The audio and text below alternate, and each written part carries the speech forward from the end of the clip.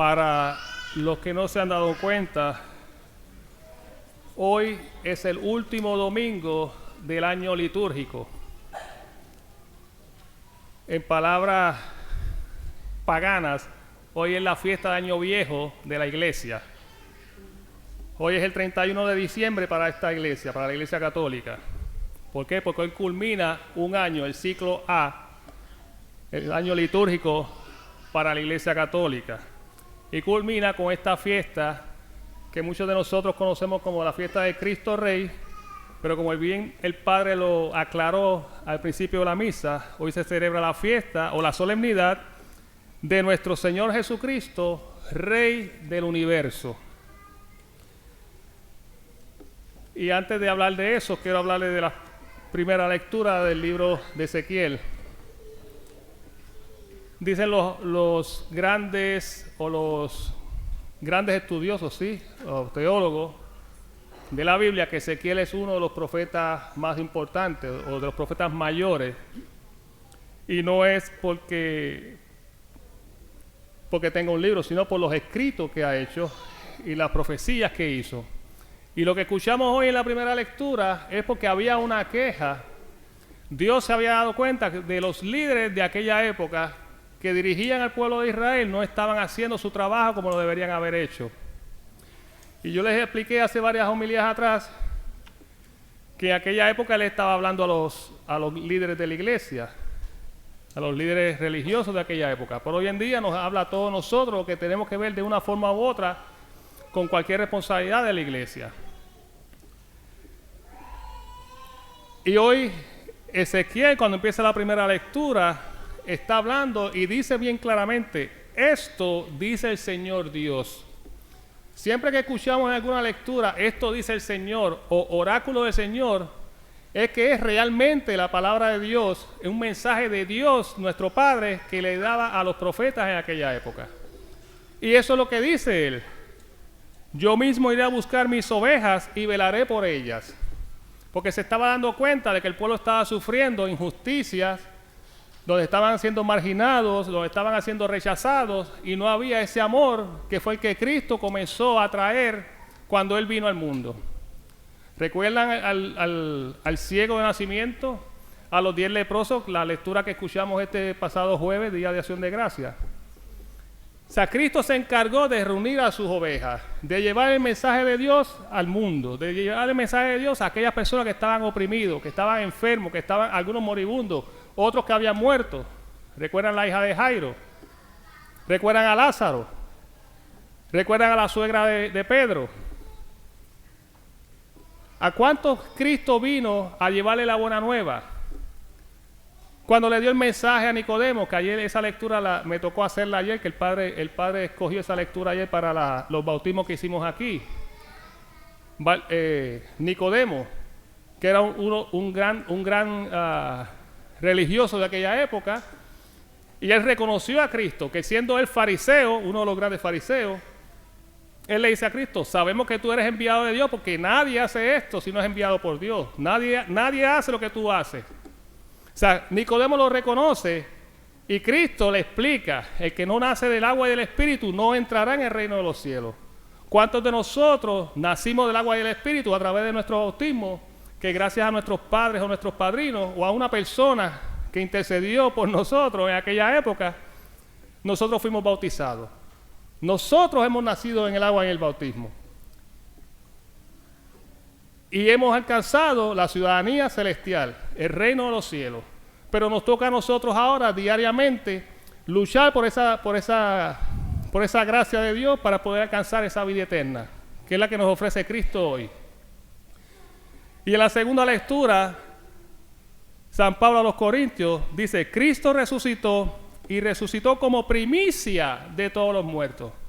Por Adán todos alcanzamos la muerte, pero por Cristo todos vamos a alcanzar la resurrección. Pero claro, tenemos que hacer nuestro trabajo. Tenemos que cumplir con las enseñanzas de Cristo, con las enseñanzas de la iglesia. Y en el Evangelio, para poder alcanzar con esas enseñanzas de la iglesia y poder alcanzar la gloria y poder alcanzar su gracia, nos está diciendo que va a haber un juicio final. Yo les hablé de esto la semana pasada con la parábola de los talentos. a nosotros nos han dado unos talentos y de nosotros depende que pongamos a producir esos talentos, ya sea al servicio de la iglesia, al servicio de nuestra comunidad. Pero todo tiene que empezar ¿por dónde? Por nuestra familia. Porque si nosotros no multiplicamos esos talentos en nuestra familia, se nos va a hacer mucho más difícil o quizás imposible producir esos talentos en la comunidad o en la iglesia. Y cuando yo era niño, le estaba comentando al padre antes de comenzar la misa, que este evangelio de hoy, mi papá acostumbraba siempre todas las tardes a leer la Biblia en casa, en voz alta. Y yo estaría como quizás en escuela elemental, luego en intermedia, y a cada rato él mencionaba este evangelio del día de hoy. Y a veces yo decía, ya viene papi con la cantaleta de estuve enfermo y me fuiste a visitar, estuve hambre y me diste de comer, estuve sediento y me diste de beber, y yo, ya viene papi con la cantaleta otra vez. Y les digo esto porque era una cantaleta para mí en aquella época. Y fíjense cómo cambia la vida, que hoy es un mensaje de esperanza. Hoy es un mensaje que cuando yo lo oigo me acuerdo siempre de papi. Y decía, papi tenía mucha razón, era un sabio en aquella época, me decía algo. Y cuando yo fui en el 2012, yo fui a una entrevista para a ver si ingresaba al programa de diaconado, pero no me sentía preparado en aquella época. No fue luego, a finales del 2012, que escuché una homilía del obispo Rosansky, que ahora es el arzobispo de San Luis, y muchos de los jóvenes de aquí estoy seguro que se confirmaron con el obispo Rosansky cuando él era auxiliar de aquí en Baltimore. Pues ahora él es el arzobispo de San Luis. Y él, en su homilía de la confirmación de una de mis hijas, él hablaba de que había un joven que siempre estaba cambiando de trabajo y de trabajo y de trabajo y nunca encontraba felicidad hasta que decidió seguir a Cristo. Y una vez decidió seguir a Cristo, entonces encontró felicidad y de ese momento entonces no volvió más a estar con esa infelicidad, cambiando de trabajo, cambiando de forma y cambiando de actitudes. Y esa homilía que dio el obispo Rosansky, me puso a pensar, yo siempre estoy contento o estoy alegre o estoy con ánimo cuando estoy sirviendo a la iglesia. Pues esto es para mí, decía yo. Y entonces comencé a leer y a estudiar, y cuando se hizo la próxima entrevista para los que querían ser diáconos, me tocó ir hasta Hagerstown, a la parroquia San José. Y la lectura, cuando empezamos la reunión, era este evangelio que les acabo de decir hoy. Y a que no saben de qué me acordé, de la cantaleta de mi papá cuando yo era jovencito. Y porque tuve hambre y me diste de comer, tuve sed y me diste de beber, y yo dije, Dios mío, ¿qué mensaje tú me estás dando? Me recuerdas a mi padre, y no te puedo decir que no en esta oportunidad para ser diácono. No fue fácil los 4 años que estuve en preparación para ser diácono, no fueron fáciles. Tuvimos que sacrificar cosas de familia, fiestas, reuniones, cumpleaños. Tuvimos que sacrificar un año completo en la parroquia, donde un año yo me tuve que ir a trabajar en un asilo de ancianos y no podía ir a misa con mi familia. O sea, fueron sacrificios que se hicieron, pero al final fue una recompensa increíble que todavía la estamos viviendo. Porque qué felicidad tenemos cuando ayudamos a alguien. Ayer estaba yo compartiendo con algunos hermanos que durante la experiencia del encierro del COVID, casi todos los sábados yo repartía 20 cajas de alimentos, que la señora Verónica me ayudaba en esa repartición. Y la parroquia, había aquí el señor Bott, me ayudaba repartiendo el resto de las 180 cajas de alimentos. Entre él y yo repartíamos 200. Claro, en mi minivan no cabía más de 20 cajas. Y qué satisfacción yo sentía cuando una mamá, yo le entregaba una caja de comida y la mamá con la mirada a punto de llorar, yo veía en su mirada aquel leproso que le decía a Cristo, ten compasión de mí. Cuando esa mamá me miraba con esos ojos que estaban a punto de llorar, que yo sabía que lo que me estaba diciendo era gracias porque no tenía nada que comer. O aquel niño de 5 o 4 años que se agarraba del muslo, de la pierna de su mamá, mirándome con esa carita como que gracias. Y yo llegaba a mi casa y le decía a mi esposa, si tú superas lo que acabo de ver, una señora que estaba a punto de llorar cuando yo le entregué la caja de comida. A un niño que me miraba con una cara de ilusión porque le llevaba una caja de comida que tenía leche, que tenía cereal, que tenía vegetales. No le estoy diciendo esto para vanagloriarme yo, que yo hice esto y yo hice aquello, no. Le digo porque un trabajo tan sencillo como entregar comida a unas personas le llevaba una esperanza a esa gente. Y eso mismo todos nosotros lo podemos hacer a diario. No llevarle comida, pero darle una sonrisa a una persona que está triste. Acompañarlo, irlo a visitar al hospital. Cualquiera de esas cosas le va a dar un premio a ustedes, que estoy seguro que es más que si le regalaran $1000 o $200, lo que sea. Porque la satisfacción de tú ver una persona que no tenía esperanza y le llevas un rayito de luz y de esperanza, esa persona se convierte y se alegra. Hay una conversión de alegría o de esperanza en esa persona.